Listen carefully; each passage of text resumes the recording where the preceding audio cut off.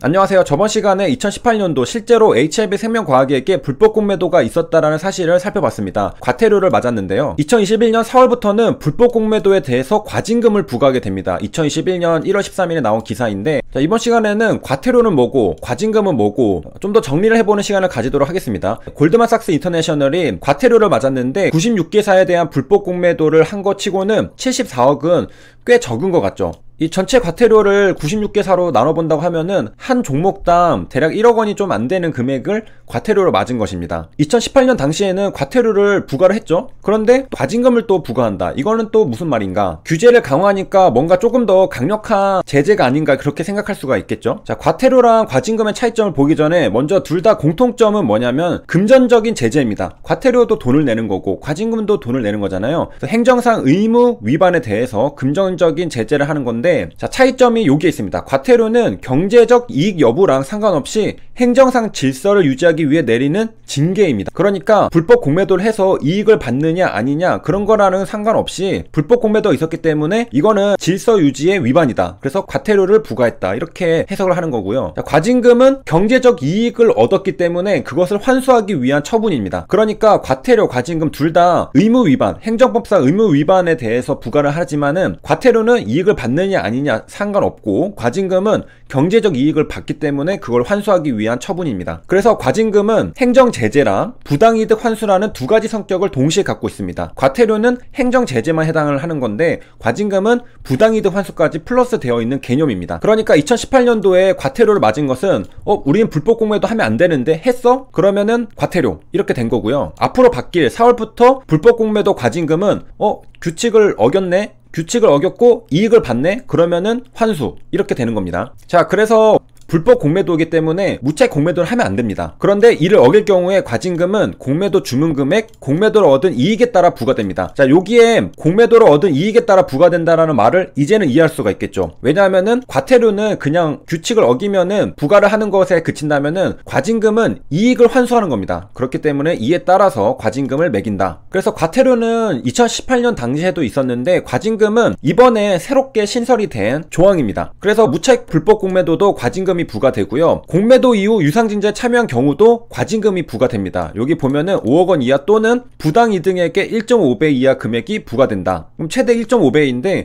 만약에 부당이득액이 10억이다. 그러면은 15억까지 부과가 될 수 있다는 겁니다. 과징금이. 유상증자랑 공매도는 또 무슨 관계가 있느냐? 공매도로 발행 가격을 인위적으로 낮추고, 그러니까 매도를 치면서 가격을 낮춰서 유상증자 발행 가격을 낮춘다는 거죠. 주가를 내리게 되면은 발행 가격이 낮아지잖아요. 그러고서 유상증자를 참여하면은 낮은 가격에 신주를 배정받을 수 있습니다. 이런 차익 거래를 방지하기 위해서 공매도 이후 유상증자 참여도 이제 과징금이 부과가 된다라는 것입니다. 자, 그래서 과태료랑 과징금의 차이점, 이익이 있느냐 없느냐, 이러한 예시들이 있습니다. 공정거래위원회는 27일 미래에셋 그룹 계열사들이 미래에셋 컨설팅과 상당한 규모로 거래해서 부당한 이익을 몰아준 것에 대해서 시정명령과 함께 과징금 43억 원을 부과했다. 부당하게 이익을 몰아줬기 때문에 이익을 받죠. 그렇기 때문에 과징금이라는 것이고, 자, 그 다음 조금 더 심화해서 들어가면은 우리가 벌금이라는 것도 있습니다.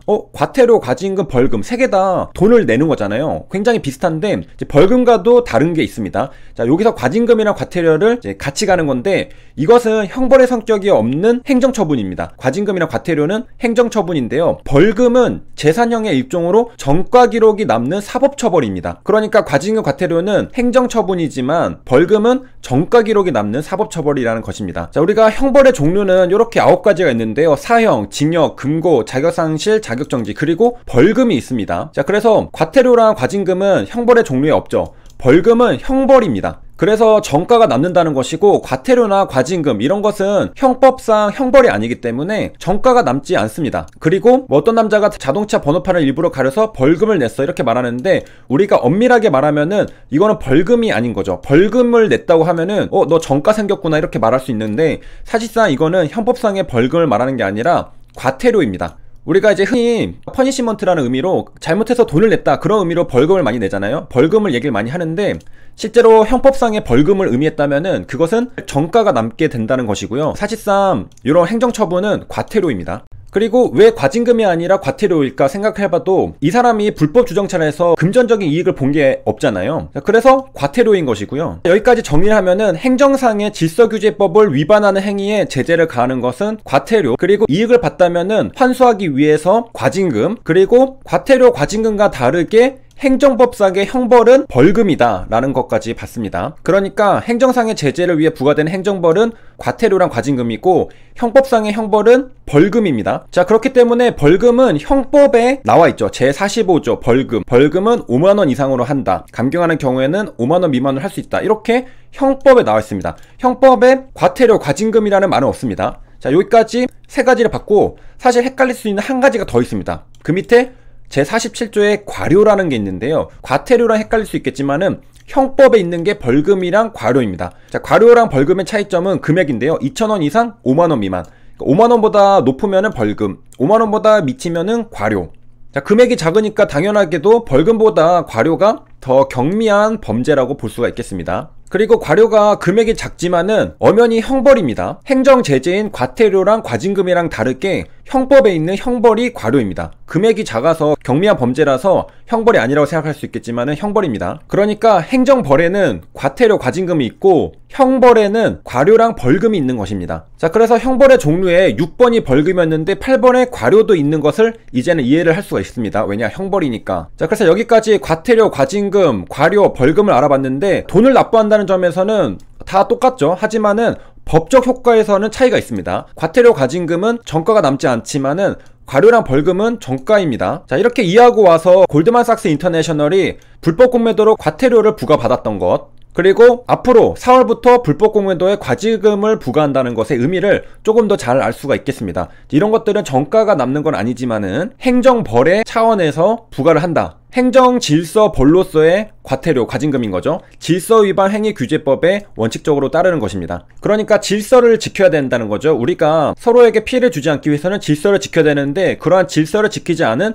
행정벌의 한 종류가 과태료, 과징금이다. 과태료랑 과징금의 차이는 과징금은 일종의 부당이득 환수라는 취지의 제도다. 여기에서 과태료랑 차이가 있다. 자, 그 다음에 진짜 마지막으로 형벌에 또 하나 있죠. 9번이 몰수가 있습니다. 자, 몰수는 범죄 행위와 관계에 있는 일정한 물품을 압수하여 국고에 귀속시키는 처분입니다. 몰수는 물건의 소유권을 강제로 박탈하는 행위, 뇌물죄, 마약죄 등에 적용이 되고 다른 형벌과 함께 부과가 된다. 만약에 이미 돈이 없어가지고 몰수를 못하면은 몰수물에 해당하는 금액의 돈을 내게 하는데 이것을 추징한다라고 합니다. 자, 몰수도 형벌의 종류에 있죠. 그래서 이번 시간에는 4월부터 이제 불법 공매도에 대해서 과징금이 부과된다라는 사실을 살펴봤습니다. 그리고 과태료랑 과징금의 차이점, 이것은 행정벌이고 벌금, 과료, 몰수의 차이점, 얘네는 형벌이죠. 자, 그런 차이점들을 알아봤습니다. 자, 이 불법 공매도행 과징금은 이번에 신설이 된 조항입니다. 자, 공매도 세력들 입장에서는 옛날에는 과태료만 내면 됐는데 이제는 부당이득액도 환수가 된다고 하면은 좀 더 조심할 수 있겠죠. 그런 취지가 있다라는 것. 그러니까 이익을 보는 것을 뺏긴다 라고 생각한다면은 불법 공매도를 할 인센티브가 없어지게 되는 것입니다. 여기까지 시청해주셔서 감사합니다.